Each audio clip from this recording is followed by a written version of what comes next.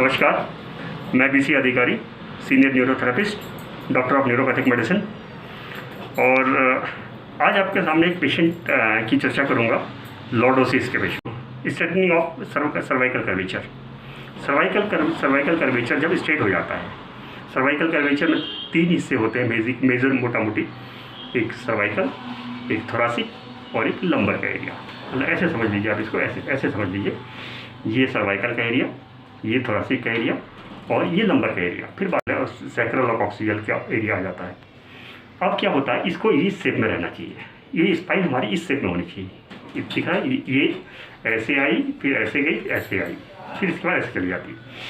अब किसी कारण से ये सर्वाइकल कर्वेचर हमारा स्ट्रेट हो जाता है। कई बार हो जाता है कि हमारा डिजनरेशन, इसके बहुत सारे कारण हो सकते हैं। डिजनरेशन होता है, हैवी वेट लिफ्टिंग हो सकता है, या मसल्स वीकनेस हो सकता है, या विटामिन की कमी के कारण हो सकता है।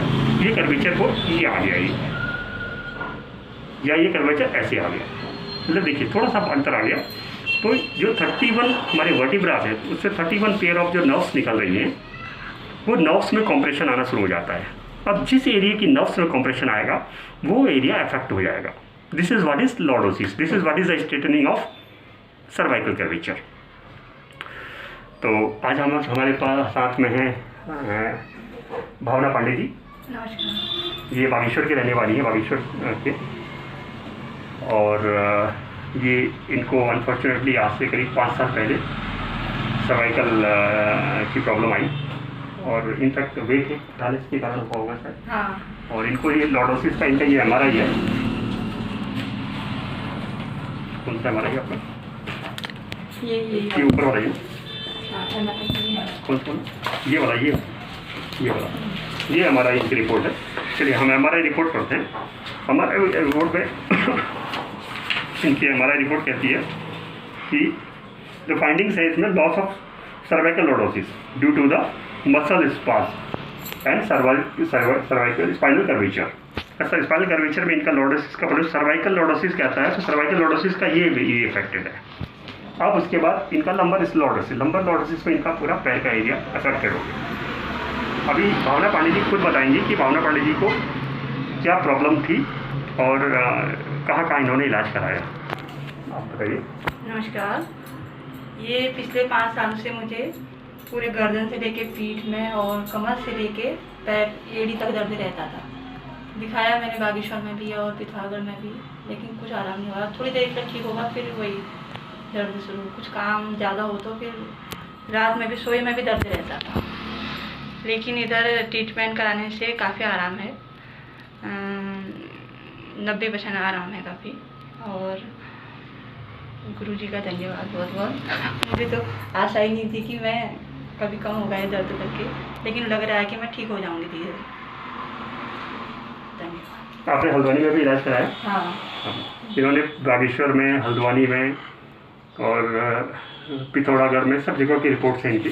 और मेजॉरिटली सारे ट्रैंक्विलाइजर लिखे हुए हैं, एनसेड्स लिखे हुए हैं, मतलब एंटी इन्फ्लेमेटरी ड्रग्स लिखे हुए हैं, मिथाइलकोबालामिन, विटामिन डी, कैल्शियम, वही प्रिस्क्रिप्शन है जो सभी ऑलमोस्ट स्पाइनल डिसीज में होते हैं। लॉर्डोसिस एक डिफरेंट टाइप का प्रॉब्लम है स्पाइन की।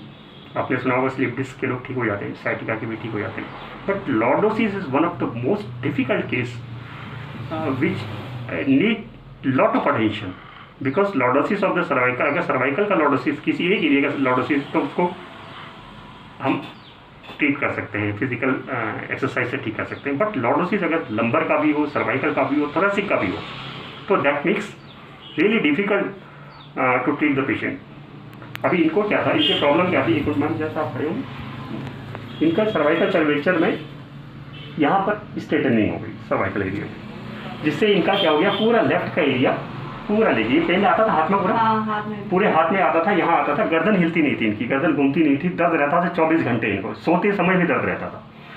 थोरासिक एरिया में जब इनका कर्वेचर स्ट्रेट हुआ तो इनको पेन यहाँ पर रहने लगा, यहाँ एक गांठ जैसी बन गई, लग रहा था आपको गांठ जैसी बन गई करके। अब आया इनका लंबर एरिया, ये लंबर एरिया है। लंबर एरिया में इनको जब इनका स्ट्रेटनिंग हुआ तो इनका पूरा लेफ्ट लेग ले गया, ये पूरा लेफ्ट लेग पूरा लेफ्ट बायां पाँव ले गया। बायां पाँव में इनको पूरा यहाँ से लेकर एड़ी तक पूरा दर्द रहता था, बराबर दर्द रहता था या कभी कभी होता था? कभी कम ही होता था, लेकिन थोड़ी काम जब ज़्यादा हो तो फिर झुकने ये का अब आप हो जाए तो फिर ज़्यादा हो जाता था ज़्यादा हो जाता काम वगैरह ज़्यादा करने से। बराबर रहता है। हाँ, मतलब बराबर 24 घंटे दर्द बना रहता था, थोड़ा सोते थोड़ा तो लगे ही हुआ। थोड़ा थोड़ा लगेगा, हाँ, फिर कभी कभी ज़्यादा भी हो जाता है। कभी कभी ज़्यादा भी हो जाता है। तो आपने देखा न्यूरोथेरेपी की ताकत। ये अभी इनको 20 दिन हुए ट्रीटमेंट लेते हुए, 20 दिन 20 डेज हुए। इस 20 डेज 20 दिन के अंदर इनको ऑलमोस्ट ये कह रही है 90% आराम है। हाँ, लेकिन जो मैं अपना वो देखता हूँ तो इनको ऑलमोस्ट 80% आराम है। हालांकि इनको पेन से रिलीफ मिल गया, पहले से इनको बहुत अच्छा लगे तो इनको अच्छा लग रहा है, बट ये टाइम बिंग है। क्योंकि वो कर्वेचर जैसी, क्योंकि इसमें लॉर्डोसिस के केसेस में हमको क्या होता है, मसल्स को स्ट्रेंथन करना होता है। मसल्स स्ट्रेंथन हुई तो वो कर्वेचर को संभाल पाएंगे। मसल्स अगर वीक हुई तो कर्वेचर फिर से उसी पोजीशन में आ जाएगा। हम यहाँ पर सेटिंग तो कर देते हैं उसकी, 1-2 घंटा आपको बिल्कुल फिट रहता होगा, 1-2 घंटा आपको लगता होगा 100% ही है ना। हाँ, उसके बाद जैसे ही इनका मूवमेंट बढ़ा, इन्होंने चलना शुरू किया, साइकिलिंग शुरू करी या स्कूटी में चलना शुरू किया या सीढ़ी चढ़ा या कोई सामान उठाया, तो कर्वेचर फिर से अपनी लाइन में आना शुरू हो जाता है। हालांकि पुरानी पोजीशन नहीं जाता है, लेकिन फिर भी थोड़ा सा शिफ्ट हो जाता है। उससे फिर इनको एक हल्की सी चुभन सी अभी रहती है। अभी चुभन सी है, हाँ, थोड़ा जो है दर्द करके ना, हाँ, वो है हाँ। वो एक थोड़ा सा चुभन इस एरिया में, इस एरिया में और थोड़ा सा गर्दन में इस एरिया में है। मतलब ये है कि 100% नहीं है अभी, it's almost 80%। Because lordosis spinal curvature का स्ट्रेटनिंग का ठीक होना इट्स नॉट ए जोक। आप अपनी याददाश्त पे जोर डाल के देखिए कि कोई ऐसा पेशेंट बिना सर्जरी के लॉर्डोसिस का पेशेंट ठीक हुआ हो, स्पाइनल कर्वेचर स्ट्रेट हो गया हो जिसका 3 जगह से, सर्वाइकल, थोरेसिक और लंबर, जिसके सिम्टम्स थे सीवियर हों, वो बिना सर्जरी के ठीक हुआ हो। बाकी जो मैंने इनको ट्रीटमेंट दिया, जो ट्रीटमेंट दिया इनके पेन पॉइंट्स में, मैंने इनके पेन पॉइंट्स में इनको पेन पॉइंट में पेन था, गैस ओनली, मतलब पूरा एब्डोमेन में ऑलमोस्ट हर पॉइंट में पेन था। Liver, gall bladder, spleen, navel में बहुत, नेवल इनकी शिफ्ट थी पूरी। देन इनका right ovary, left ovary, WD, ये सारे इनके पेन पॉइंट्स हैं जो मैंने इनको ट्रीटमेंट दिए। और साथ में इनका B12 ठीक था, थियामिन ठीक था, नहीं, folic acid and thiamine, 2 vitamin की डेफिशिएंसी थी। एसिड लेवल बहुत बड़ा हुआ था। MU में इनके बहुत सीवियर पेन था, बट नेचुरल एसिड लेवल बढ़ेगा तो होगा। तो मैंने जो इनको ट्रीटमेंट दिए हैं, वो ट्रीटमेंट का सीक्वेंस है, 20 दिन हो गए ट्रीटमेंट देते हुए, और 20 दिन में ऑलमोस्ट ये 90% ठीक है। But as per me it is almost 80%, but rest of the 20% that will take time, because it's not that 20 days the disease can be over, it will take months for that। ये हालांकि ये भी बहुत सज्जन lady है, बहुत सीधी है, बहुत जो कहना मानती हैं, और जो मैंने इनको एक्सरसाइज बताई सब करती हैं, पूरी ईमानदारी से करती हैं, और बड़ी ही थॉरो जेंटल लेडी, सीधी है और भावुक है बहुत। इनको चिंता रहती है, इनको ये चिंता रहती है कि जब ये मेरे पास आई थी पहले, तो उस समय ये कह रही थी कि अगर मेरे को कुछ हो गया तो मेरे बच्चों का क्या होगा, मेरे पति का क्या होगा। मतलब कितना होता है, मतलब भावुकता परिवार के लिए बचने चल रहा है। सही बात है, होता है। अभी तो मैम आप ठीक है, खुश है? ठीक है, अभी लग रहा है ठीक हो जाऊंगी। बिल्कुल ठीक हो जाएंगे भगवान ने चाहा तो मैंने इनको नेवल सेट किया, ABD सेटिंग थी इनको, और इनको 2 फिंगर्स दिए जिनकी इनका इंस्ट्रूमेंट ठीक किया। क्योंकि बेसिकली है क्या कि मेरी जो हमें दवाई बनानी है वो उनके खाने से बनानी है। और क्या है, इनकी मसल स्ट्रेंथ है तो इनके अमीनो एसिड्स कमी है। अमीनो एसिड कहाँ से मिलेगा? प्रोटीन से मिलेगा। प्रोटीन कहाँ से मिलेगा? जो ये खाएंगे उससे मिलेगा। तो हम इसलिए इनकी पेट ठीक किया, ACD बैकवेट दिया, और पीहाप्रिन दिया, एसिड ट्रीटमेंट दिया।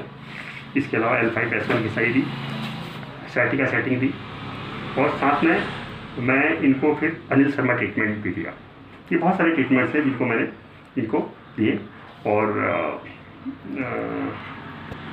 इसके अलावा 11C-NS1, T1, T2, Raman, EP, SH पुल, ये जो और जो कॉमन पॉइंट है जो हम सर्वाइकल के लिए देते हैं वो दिए। और बस आपसे इतनी वो है कि दवाइयों पर डिपेंडेंसी छोड़िए और नेचुरल थेरेपी को अपनाइए। नेचुरल तरीके से अगर आप ठीक हो सकते हैं तो वो ज़्यादा अच्छा है, क्योंकि जो है आप कोई भी दवाई खाते हैं वो सबसे पहले आपके पास आपके लीवर पर मेटाबोलाइज होगी तो लीवर पर इफेक्ट डालती है, फिर वो किडनी पे फिल्टर होगी तो किडनी पे इफेक्ट डालती है, इसका फ़र्क पता हमें अभी नहीं चलता है, इसका पता हमें चलता जैसे ही हम 50 साल से ऊपर होते हैं, तो हम इकट्ठे सारा निकलता है हमारा, किडनी ख़राब होनी शुरू हो जाती है, लीवर ख़राब। मेरे बहुत सारे पेशेंट ऐसे आते हैं जिनकी किडनी और लीवर के ख़राब होने के रिपोर्ट्स हैं। सो देख, न्यूरोथेरेपी अपनाइए, चाहे मेरे पास आना चाहें तो मेरे पास आइए, किसी और के पास न्यूरोथेरेपिस्ट के पास जाएँ तो वहाँ भी बहुत अच्छी बात है। न्यूरोथेरेपिस्ट सभी एक जैसे हैं, सभी बराबर ज्ञानी होते हैं। आप नेचुरोथेरेपी अपनाइए। अगर न्यूरोथेरेपी भी नहीं अपनाना चाहते हैं तो नेचुरल चीज़ों से अपने आप को ठीक कीजिए। बस मेरा कहना मतलब एलोपैथी केवल इमरजेंसी के लिए रखिए, बाकी एलोपैथी, हालांकि ये सब दवाई एलोपैथी की रखी है, लेकिन आप एलोपैथी केवल इमरजेंसी के लिए रखिए। With this, thank you very much. और इस मंत्र को सब चर्चा रखिए, सर्वे भवन्तु सुखिनः सर्वे सन्तु निरामयाः। Thank you very much. जय हिंद, जय भारत।